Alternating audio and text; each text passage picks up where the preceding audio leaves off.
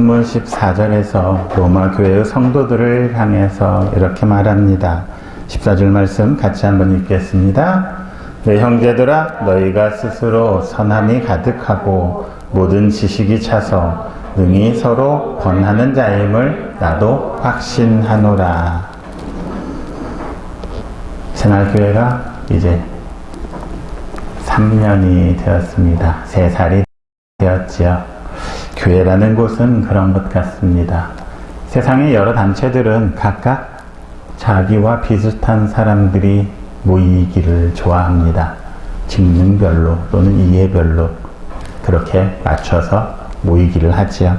그런데 교회라는 곳은 참 다양한 사람들이 존재하는 것 같습니다. 여러 계층의 사람들, 여러 종류의 사람들이 모이지요. 그러다 보니 15장 1절에서 말하는 것처럼 그 가운데는 어떤 사람은 강한 사람도 있고 또한 약한 사람도 있는 것입니다. 그런데 그 약한 사람과 강한 사람이 함께 모여서 하나로 살아가야 한다는 것, 쉽지 않은 일이지요. 그래서 그리스도의 몸인 교회가 아름다워지기 위해서는 교회 안에서 신앙이 강한 사람은 약한 사람의 약점을 담당해야 된다. 우리가 앞에서 보았습니다. 그리고 그 약점을 담당할 뿐만 아니라 신앙이 강한 사람, 좋은 사람들은 신앙이 약한 사람들이 바른 신앙의 길을 걸어갈 수 있도록 가르치고 훈계하는 일, 즉 권면하는 일이 반드시 필요합니다. 그런데 중요한 것은 이 권면의 방법입니다. 권면하는 내용, 훈계하는 내용이야 물론 좋은 것들이겠지요. 하지만 항상 그 권면이 옳고 그 권면이 다 받아들여지는 그런 권면은 아님을 알아야 합니다. 권면이 그냥 아무렇게나 이루어져서는 안 된다는 것입니다. 어떤 일에 있어서 우리는 알게 모르게 다른 사람들에게 권면 아닌 권면들을 많이 합니다. 어떤 일을 놓고 다 자기의 생각들을 가지고 다 얘기를 해주는 것이지요. 그렇기에 모든 권면이 다 바른 권면이라 말할 수는 없습니다. 사람이 다른 사람들에게 권면을 할 때에는 갖춰야 할 필요한 조건, 요건이 있습니다. 바울 사도는 그 필요 조건을 선함과 지식이라 말하고 있습니다. 선함으로 해야 되고 그리고 지식이 있어야 한다는 것입니다. 수많은 권면 가운데 우리는 좋고 바른 권면과 잘못되고 그른 권면을 구별할 수 있어야 합니다. 그때 그 분별의 기준, 구별의 기준이 되는 것이 바로 선함과 지식이 된다는 말입니다. 우리는 먼저 선함을 갖추고 다른 사람들에게 권면할 수 있어야 합니다. 여기에서 선함이라고 쓰인 이 단어, 성경에서는 갈라디아서 5장 22절에서 성령의 열매를 이야기할 때 이 선함이라는 단어를 사용을 했습니다. 또한 에베소서 5장 9절에서 빛의 열매라고 할 때 이 선함이라는 아가루시네라는 단어를 사용을 했습니다. 그러니까 우리 성도들의 삶을 말씀으로 비추어 보았을 때 밖으로 드러나는 열매와 같은 그런 모습들이 선함이라는 것입니다. 정직함, 순수함, 관용 이런 것들을 뜻하는 단어이지요. 오늘 바울 사도는 로마 교회의 성도들이 스스로 선함이 가득함으로써 서로 권하는 자임을 확신한다 이렇게 말하고 있습니다. 로마 교회가 이미 바울 사도에게 칭찬을 받고 인정을 받을 만큼 서로가 서로를 돌아볼 줄 아는 그런 교회였다 말하고 있습니다. 하나님의 말씀대로 살아가면서 선함이라는 열매를 겉으로 맺고 살아가고 있는 그런 교회였다 말하고 있습니다. 가을입니다. 가을이 풍성한 이유는 열매가 있기 때문입니다. 오곡백과들이 다 열매를 맺고 있는데 그렇다면 우리는 신앙에서 어떤 열매를 맺었습니까? 이제 다음 주면 추수감사주일인데 우리는 이 삶의 열매, 올해에는 어떤 열매로 하나님께 감사를 드릴 수 있겠습니까? 우리가 맺은 선함의 열매는 어떤 것들인지 봐야 할 것 같습니다. 그래서 우리 사람들이 다른 사람들을 권면을 함에 있어서 이 권면이 힘이 있고 바르게 되기 위해서는 먼저 우리의 삶에서 우리 주님께서 가르쳐 주신 그 말씀대로 살아가는 모습들이 보여져야만 할 것입니다. 우리의 삶에서 실제로 보여지는 것들은 없고 입에서 나오는 말만 풍성하다면, 아니 입에서 나오는 것과 정반대의 모습들만이 우리의 삶에서 보여지고 있다면 그 어느 누가 그런 권면을 받으려고 하겠습니까? 그런 권면은 아무도 받으려 하지 않지요. 그럴 때 어떤 배우가 한 말을 주로 하지요. 너나 잘하세요. 그 권면을 받으려고 하기보다는 오히려 너나 잘하세요 그러면서 그 사람을 충고하려고 할 것입니다. 어쩌면 한국교회가 지금 이런 모습이 되고 있는 것은 아닌지, 다른 사람들을 가르치려고 하는 것이 아니라 다른 사람들에게 오히려 가르침을 받아야 되는 것이 아닌지, 사람들에게 너나 잘하라는 그런 핀잔을 듣고 있는 것은 아닌지 살펴보기를 바랍니다. 그런데 성경에 나타난 주님의 말씀을 지키면서 서로를 사랑하고 의의 길을 걷고 나보다는 남을 더 나은 사람으로 여기고 그 사람들을 관용으로 대한다면 바로 그것이 힘이 되는 것이지요.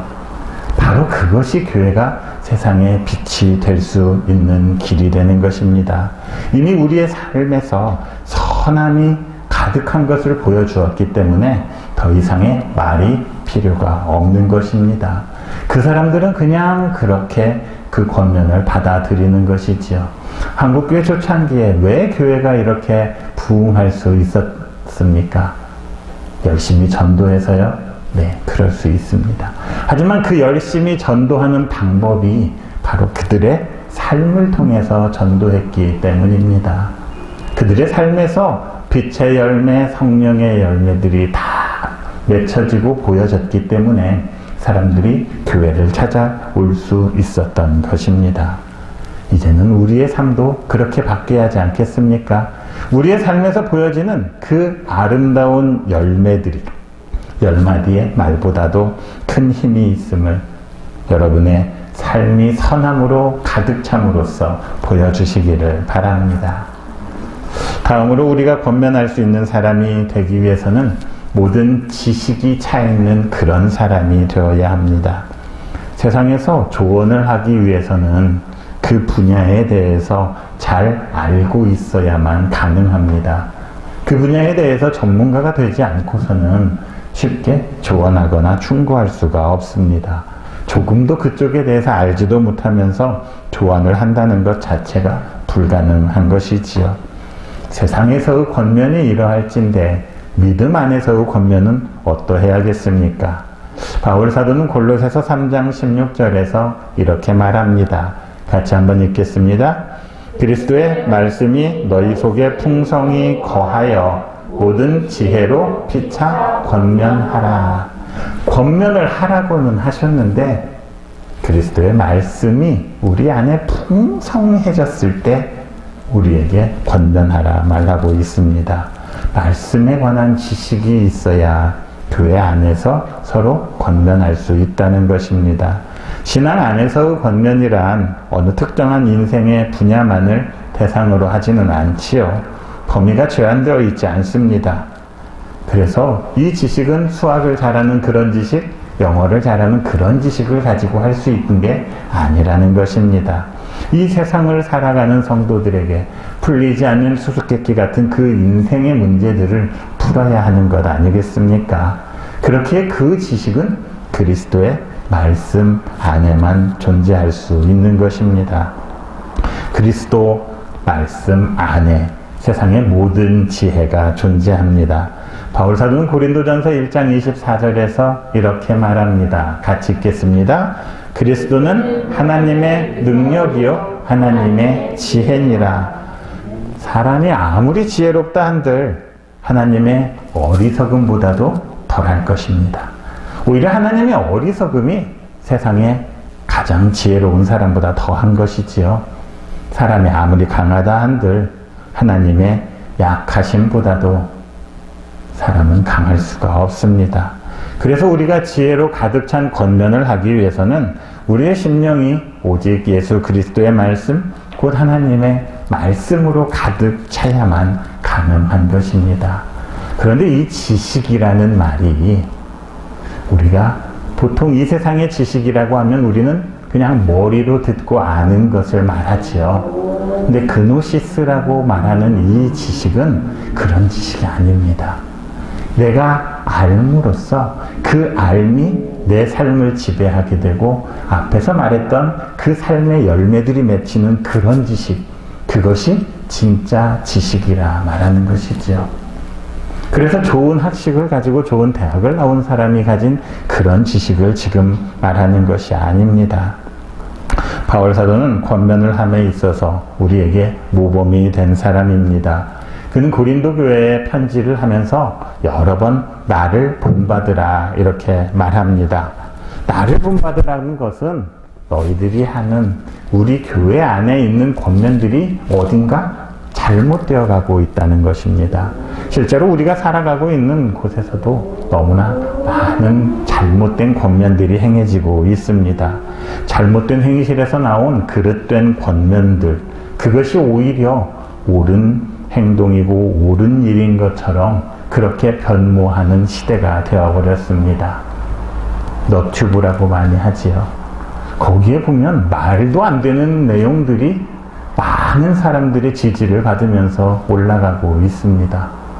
정말 말도 안 되는 내용들이, 가짜 뉴스들이 진짜로 탈바꿈이 되어서 나오고 있는 것입니다. 서로 불법을 행하면서 그 불법이 자랑스러운 듯이 자랑하고 떠버리고 살아가는 세상이 되었습니다.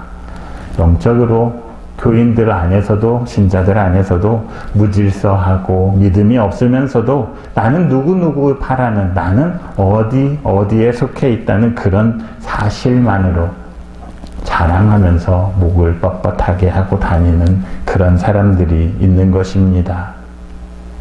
그들을 향해서 도덕적으로 순수함과 동시에 참 진리이신 하나님의 말씀을, 지식을 겸비하고 나서 권면하라고 바울은 그렇게 나를 본받으라 말하고 있는 것입니다.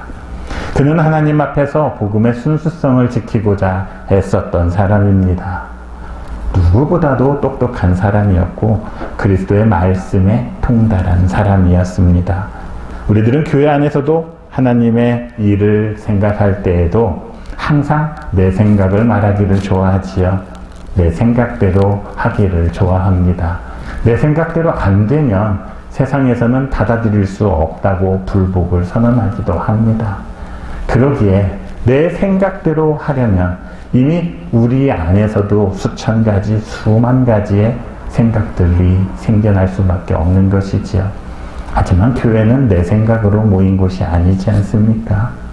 교회는 예수 그리스도의 생각, 하나님의 생각으로 모인 곳입니다. 그래서 바울 사도는 자신의 생각을 말한 적이 한 번도 없었습니다. 자신의 말을 한 적이 없었습니다. 오히려 그는 자신의 말을 하는 데는 참 어수룩한, 잘 못하는 그런 사람이었습니다. 그래서 그는 예수 그리스도의 말씀을 전했지요. 내 생각대로가 아니라 예수님의 뜻대로 행하기를 좋아했던 그런 사람이었습니다. 그래서 그 바울의 권면이 2000년도 지난 오늘의 시대와 장소를 넘어서서 지금 우리에게 전해지고 있는 것이 아니겠습니까? 교회는 사람의 말과 생각을 따르는 것이 아닙니다. 사람의 지혜를 따르는 것이 아닙니다. 하나님의 지혜, 예수 그리스도의 지혜를 따를 때에만 유지될 수 있는 것입니다. 그렇게 본다면 우리 교회도 어떻게 해야 하나님의 집으로서, 기도의 터로서, 진리와 기둥의 터로서 지켜나갈 수 있겠습니까? 내 생각이 아니라 하나님의 생각, 하나님의 말씀 안에서 살아야 합니다. 그런데 교회 안에서 이상한 움직임들이 있습니다. 자꾸 사람의 생각, 내 생각을 말합니다. 자꾸 사람의 생각을 말하고 퍼뜨리고 다닙니다.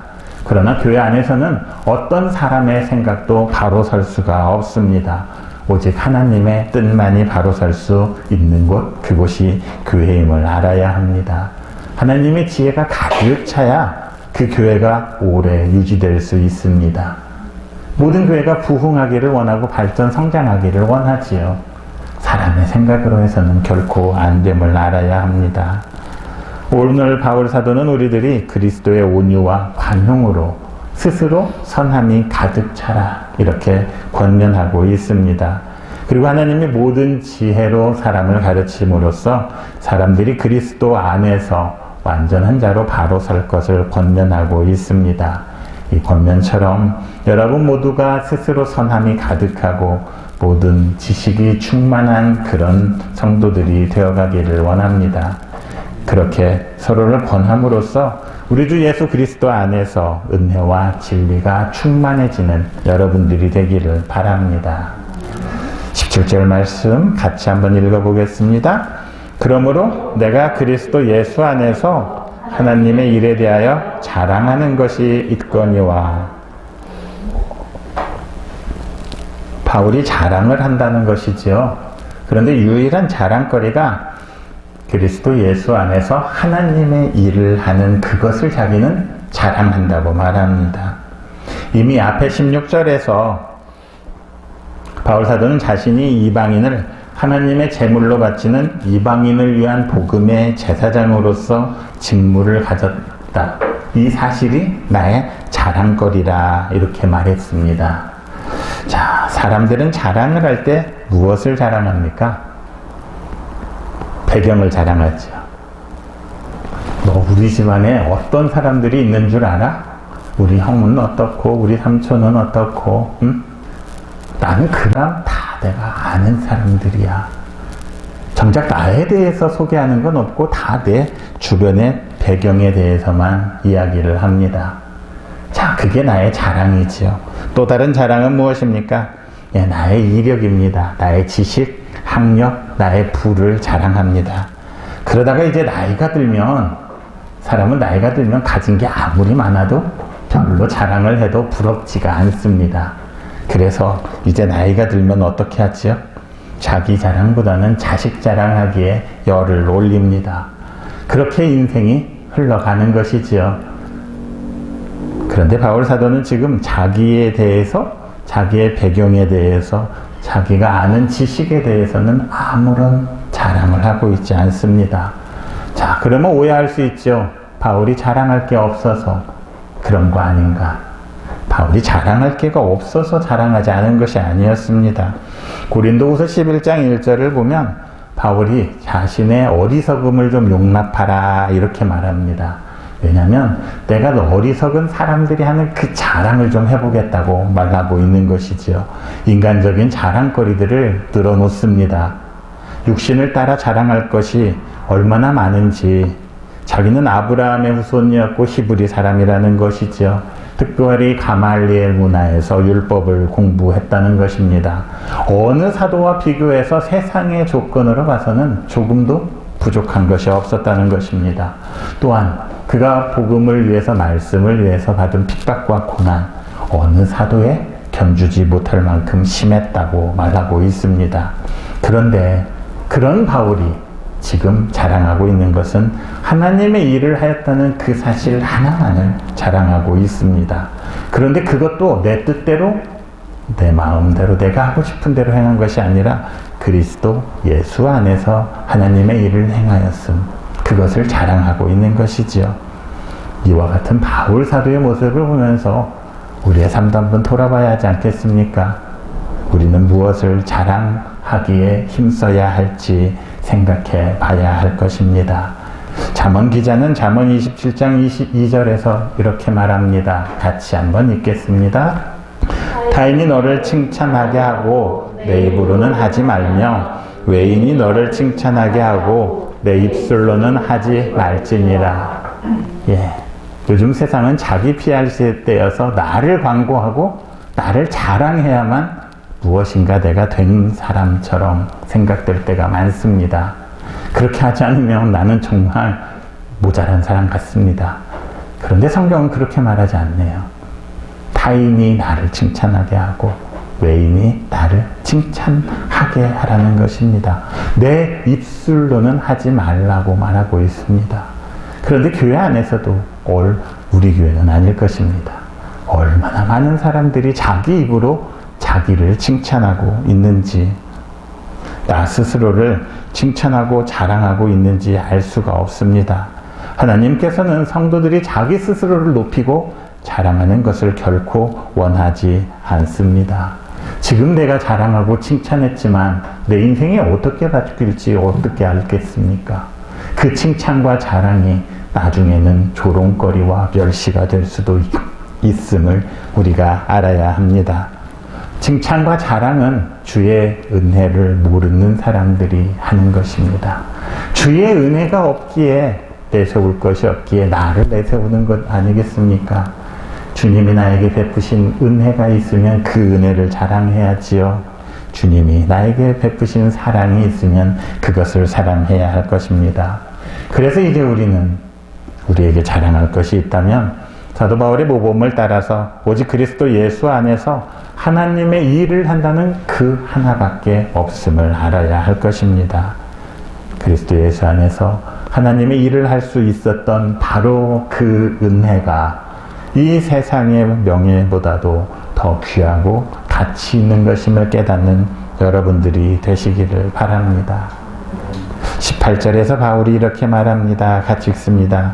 그리스도께서 이방인들을 순종하게 하기 위하여 나를 통하여 역사하신 것 외에는 내가 감히 말하지 아니하노라.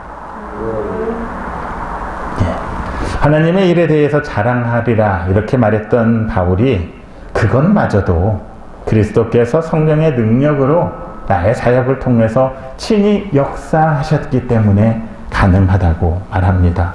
그러니까 28절의 상반절을 원문대로 한다면 그리스도께서 완수하지 않으신 것은 그 어떠한 것도 나는 자랑하지 않겠다 이런 뜻입니다.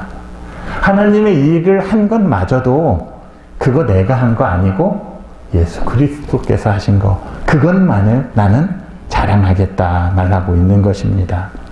우리도 바울 사도처럼 우리 모두 역시 예수 그리스도의 수중 안에 있는 하나의 도구라는 생각을 잊어버려서는 안 됩니다. 우리는 주인이 아니라 청지기임을 잊어서는 안 됩니다. 그러니까 내가 무엇을 했다 이렇게 말하는 것이 아니라 그리스도께서 나를 통해서 어떤 일을 하셨는지 내가 하나님의 도구로 쓰임받은 그것을 자랑해야 한다는 것입니다. 새날교회가 그 힘든 코로나 시국에서도 이렇게 살아날 수 있었던 거 물론 우리 성도들이 힘쓰고 애썼겠지만 그 안에 예수 그리스도께서 하신 일이라는 것을 우리가 자랑해야 한다는 것입니다. 그는 언제 어디서나 내가 그 일을 했다 이렇게 말한 일이 없습니다. 예수 그리스도께서 나를 사용해서 이 일을 하셨다 이렇게 말했던 것이지요. 그는 갈라디아서 2장 20절에서 뭐라고 말합니까? 이미 나는 그리스도 예수 안에서 죽었다고 말하지 않습니까? 그리고 그 죽은 자리를 그리스도께서 대신하였기 때문에 내 인생에서 일어난 그 모든 일은 내가 한 것이 아니고 이제 그리스도께서 하신 일이라 말하고 있습니다. 그 누구보다도 많은 일을 감당하였지만 자기 자신은 뒤로 밀려나고 오직 모든 영광을 주님께 돌릴 수 있었던 것입니다. 그래서 바울뿐 아니라 우리에게서도 가장 중요한 건 17절에서 나오는 것처럼 그리스도 예수 안에서입니다. 엔 크리스토 예수. 예수 그리스도를 떠나서는 무엇을 해도 그것은 나의 자랑이 될 뿐이라는 것이지요. 사실 사도들 중에서도 바울만큼 자신이 옳다고 생각한 대로 자신이 원하는 삶을 살았던 사람은 없습니다. 바울은 오히려 그 누구도 꿈꾸지 못했던 전도여행을, 세계 전도여행을 3차에나 걸쳐서 가고 이 세상의 끝이라 생각했던 서바나까지도 갔다 온 사람 아니겠습니까? 실제로 바울은 그 전에 이름이 사울 아닙니까? 큰 자입니다. 자존심, 자아가 굉장히 강한 사람이고 자기의가 굉장히 강했던 사람입니다. 그랬던 사울이 예수 그리스도를 만나고부터는 이제 그 삶이 달라지지 않습니까? 나는 날마다 죽노라. 내가 스스로 얼마나 센 사람인지를 알기에 나는 스스로를 죽이기에 쓴 사람이었습니다. 자신을 죽이고자 애썼습니다. 그리고 그리스도 예수 안으로 들어가고자 항상 노력했던 사람이었습니다. 지금까지는 나 옳은 대로 살았지만 이제는 그리스도께서 옳다고 하신 대로 살아갔던 그런 사람이었습니다. 사실 내 뜻대로 산다는 거 듣기는 참 좋아 보입니다. 그런데 얼마나 힘이 들고 어려운 일입니까? 모든 것을 내가 결정해야 되고 내가 처리해야 됩니다. 앞길이 어떻게 될지도 모르는데 그것을 내가 어떻게 선택할 수 있겠습니까? 알지도 못하는 내가 준비하고 결정하고 이끌어 가야만 합니다. 그러니 얼마나 힘든 삶이겠습니까?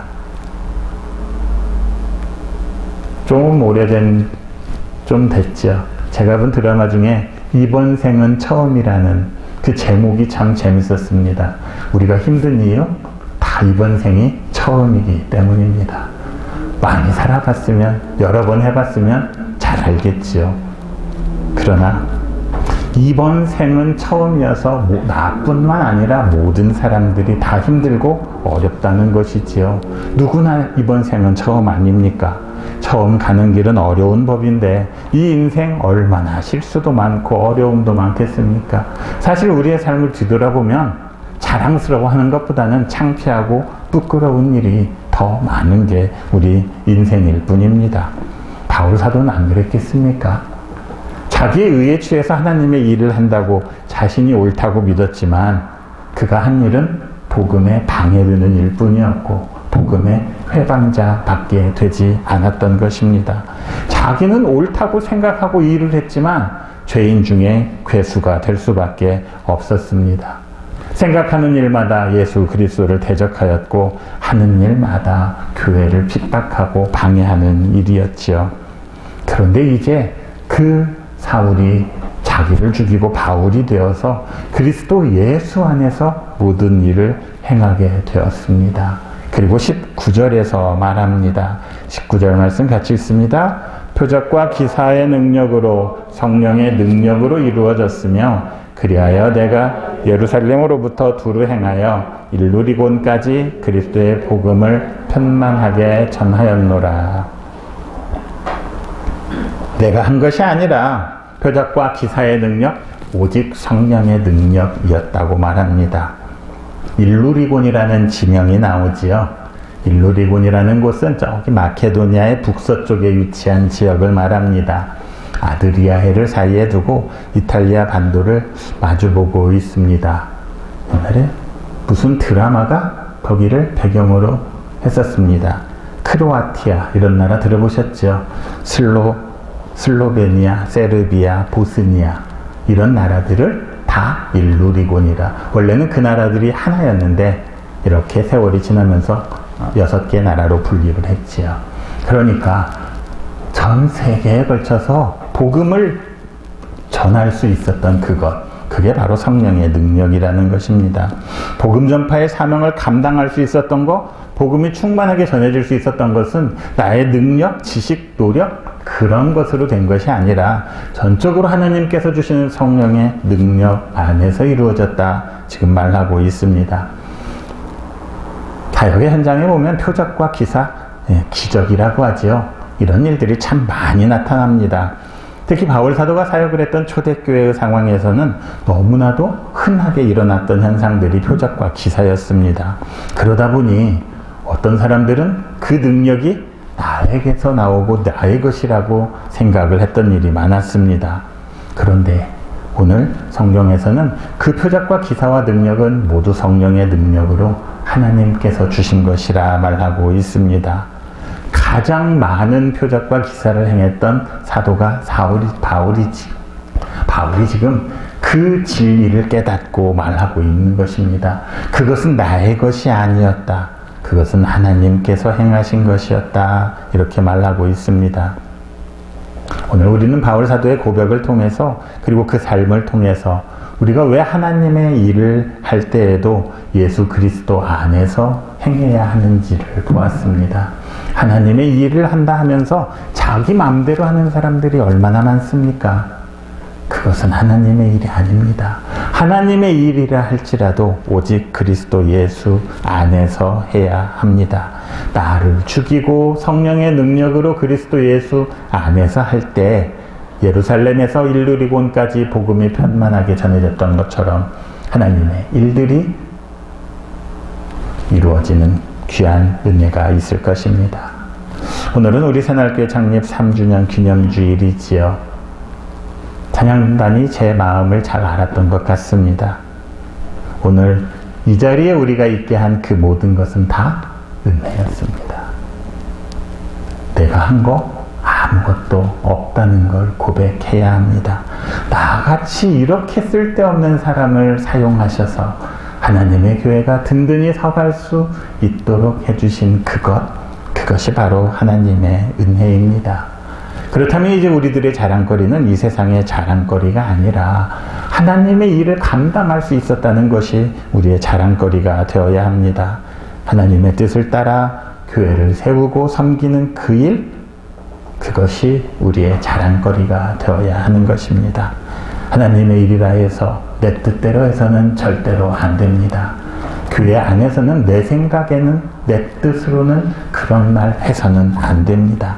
나는 죽어 없어지야죠. 내가 가진 것 다 배설물입니다. 바울 사도처럼 그렇게 배설물로 여기고 오직 그리스도 안에서 그리스도를 따라 행하는 여러분 모두가 되시기를 바랍니다. 오늘 말씀처럼 그리스도 예수 안에서 하나님의 일을 하는 그것이 여러분의 자랑이 되고 영광이 되는 그런 삶을 사시기를 그리스도이신 예수님의 이름으로 축원합니다.